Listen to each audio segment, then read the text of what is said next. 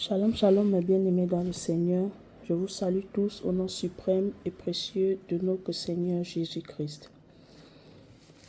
Bien-aimés, j'espère que vous allez bien par la grâce de Dieu et j'espère que vous tenez bon et ferme dans votre marche dans la foi. Ce matin, j'aimerais partager vraiment ce que le Saint-Esprit a déposé dans mon cœur. Vous savez, aujourd'hui, j'étais en train de poster en fait des exhortations, des versets bibliques sur mon Twitter. Alors en même temps, je recevais des notifications des posts des autres personnes et je suis tombée sur un post et cela a réveillé quelque chose en moi et ça m'a inspiré de nous parler à nous les chrétiens. Je me suis appuyée sur Matthieu 28, versets 18 à 20. Je vais lire pour la gloire du Seigneur. Jésus s'étant approché, leur parla ainsi. Tout pouvoir m'a été donné dans le ciel et sur la terre. Allez, faites de toutes les nations des disciples, les baptisant au nom du Père, du Fils et du Saint-Esprit, et enseignez-leur à observer tout ce que je vous ai prescrit. Et voici, je suis avec vous tous les jours jusqu'à la fin du monde. Alors, bien-aimés, pourquoi je prends ce verset biblique et pourquoi je fais cette exhortation? Je fais cette exhortation parce que j'aimerais un peu réveiller la mémoire de tout un chacun de nous.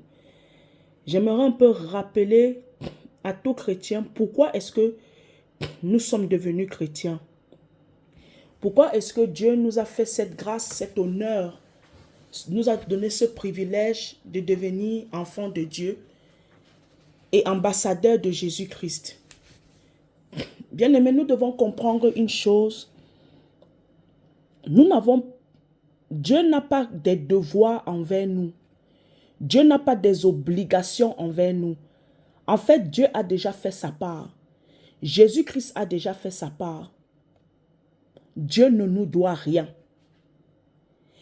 Vous savez, je dis ça parce que j'ai tendance à en voir quand même les chrétiens, ils formulent des prières, ils adressent des prières à Dieu. Ils adressent des prières à Dieu comme si Dieu nous était redevable. Comme si Dieu est devenu Dieu, c'est grâce à nous. Ou bien c'est parce que nous avons répondu, accepté l'appel de Dieu, que c'est ça qui a fait de Dieu qui soit Dieu. J'ai souvent l'impression, j'ai ce constat que je constate beaucoup chez les chrétiens. On a souvent ce côté-là où, lorsque nous parlons à Dieu, on voit souvent des chrétiens qui disent, « Ah, si cette année, si Dieu ne me bénit pas, j'abandonne la foi. » Il y a des chrétiens même qui veulent se faire conseiller de Dieu. Il y a des chrétiens qui, lorsqu'ils croient que Dieu est à leur service, Dieu est soumis à eux, Dieu doit dépendre d'eux. Bien-aimés, nous sommes dans une erreur, une grosse erreur, et je peux m'appeler même ça de la folie spirituelle. J'aimerais un peu que nous revenions dans cette vérité, dans la vérité de la parole de Dieu. Bien-aimés, en réalité, Dieu ne nous doit rien. S'il faut qu'on regarde avec les yeux spirituels, nous regardons avec humilité, nous regardons dans la profondeur de la vérité de Dieu, dans la lumière de la parole de Dieu, Dieu ne nous doit rien. Nous devons tout à Dieu. Parce que quand je vois souvent certains posts, les gens sont tout le temps en train de rappeler à Dieu ses promesses qu'il nous a faites. Mais est-ce que nous nous rappelons des obligations, des exigences de Dieu envers nous? Est-ce que nous savons, nous sommes conscients que tout est accompli, ne nous exempte pas de devenir, d'exercer le but pour lequel Dieu nous a établis? Nous sommes en collaboration avec Dieu. Nous sommes les représentants de Dieu sur la terre en tant qu'enfants de Dieu, en tant qu'enfants adoptifs de Dieu. Nous sommes des ambassadeurs de Jésus-Christ. Nous ne sommes pas sur la terre juste pour brasser de l'air. Nous ne sommes pas sur la terre juste pour être sur la terre. Nous sommes sur la terre pour un but. Et le but se trouve dans Matthieu 28, versets 19 à 20. J'ai l'impression souvent comme si le fait de croire que Dieu est patient envers nous, le fait que Dieu soit patient envers nous, Le fait que Dieu soit lent à la colère, le fait que Dieu soit miséricordieux, le fait que Dieu soit amour, le fait que Dieu soit fidèle envers nous, le fait que Dieu nous ait promis, Dieu a des promesses, nous avons des promesses de Dieu dans nos vies. Cela nous aveugle, nous croyons que cela nous exempte de ne pas nous-mêmes accomplir, de mettre en pratique la parole de Dieu, de mettre en pratique, d'appliquer l'évangile, d'exercer la mission pour laquelle Jésus-Christ nous a mandatés, Jésus-Christ nous a appelés, Jésus-Christ nous a établis. J'ai souvent cette impression-là qu'on croit beaucoup que Dieu a des devoirs, des obligations envers nous, mais nous, Dieu doit nous comprendre si ce que nous ne manifestons pas, nous n'exerçons pas, nous n'accomplissons pas, nous n'obéissons pas à ce qu'il nous a ordonné. Aller, c'est un ordre de mission, et pas n'importe, une mission divine. Ce n'est pas une mission qui vient d'un homme lambda, ce n'est pas une mission qui vient d'un humain. C'est une mission qui vient de Dieu. C'est une mission qui vient de notre maître, notre véritable maître, Jésus-Christ, le chef de l'Église. Revenons à nous, bien-aimés. Revenons à nous. Dieu ne nous doit rien. Dieu a déjà fait sa part. À nous de faire la nôtre. Et la nôtre, c'est ça. La nôtre, c'est ça, garder la foi. Combattre le bon combat de la foi. Appliquer, pratiquer la parole de Dieu et jouer notre rôle en tant qu'ambassadeur de Jésus, lumière du monde et celle de la terre. Nous avons aussi des obligations. Nous avons des devoirs plus que Dieu a des devoirs et des obligations. Dieu est souverain. Dieu fait toutes choses selon son bon vouloir. Arrêtons de porter ce casque, ce manteau, de vouloir conseiller Dieu. Arrêtons ça. Arrêtons ça. Vous savez, même par notre manière même de parler à Dieu, ça peut refléter, ça révèle à Dieu. Ça peut même révéler à un homme qui est spirituel, vraiment spirituel, attaché à Dieu, qui a le cœur de Dieu, de savoir que notre cœur véritablement, il y a un souci.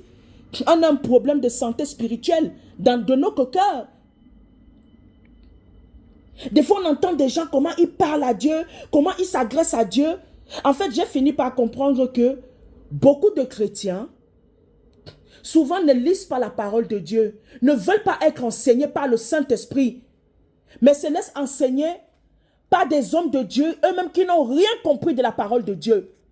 Que eux-mêmes, la parole de Dieu, ils n'ont même pas connu le Seigneur. Le Seigneur ne les a même pas affranchis. La parole de Dieu ne les a même pas affranchis. Le fait que Dieu soit...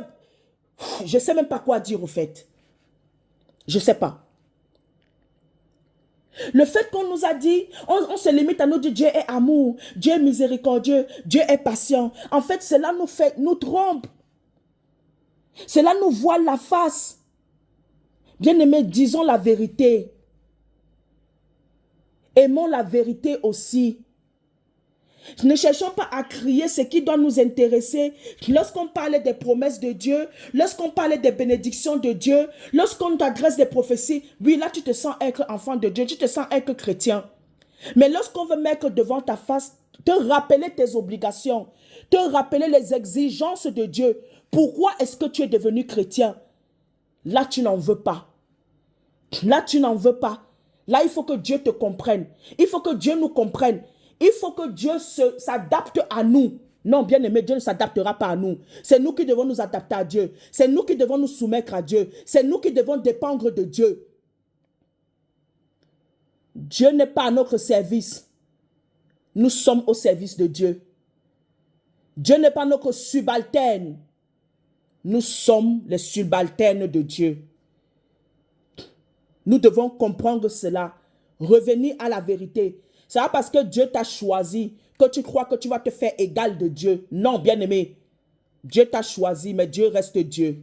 Dieu t'a choisi, mais il reste le maître. Dieu t'a choisi, mais il reste le suprême. Dieu t'a choisi, mais il reste le souverain.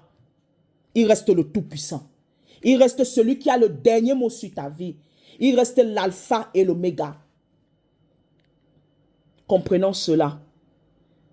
Comprenons cela. C'est ce que j'ai voulu partager avec toi. Si tu ne parviens pas, tu es toujours dans ce truc-là où tu dois toujours sans cesse manifester un certain comportement, certains agissements envers Dieu. Bien-aimé, Dieu est ouvert. Il est miséricordieux. Mais que la miséricorde de Dieu ne soit pas reconnue quand ça nous arrange. Quand ça nous arrange. Quand ça nous arrange. Non, bien-aimé. Quand ça nous arrange, non. Si tu ne parviens pas, va auprès de lui. Ouvre-lui ton cœur, parle-lui. Et il saura quoi faire. Parce que sans lui, nous ne sommes rien. Sans lui, nous ne pouvons rien faire, bien-aimé. Sortons de ce stéréotype de croire que Dieu est notre serviteur.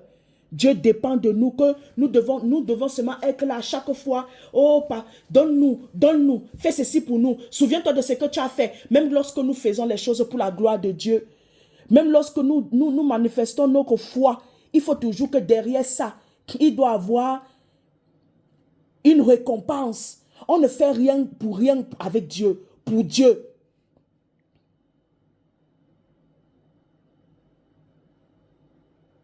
Il peut arriver aussi des moments, tu te dis, je dois être un bon et fidèle serviteur. Je dois être un bon et fidèle serviteur.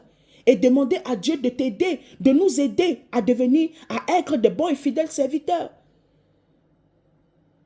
Dieu a fait sa part, bien-aimé. Dieu a fait sa part. À nous aussi de démontrer à Dieu que nous sommes aptes, nous sommes prêts, capables, avec ce qui va nous capaciter, que nous avons le vouloir et le faire. Nous avons la capacité, la volonté de faire les choses pour sa gloire. Pour sa gloire. En tant que les fils et filles, ces fils et filles adoptifs. Que Dieu te bénisse abondamment. Paix et grâce dans ta vie. Au nom de Jésus-Christ de Nazareth. Amen.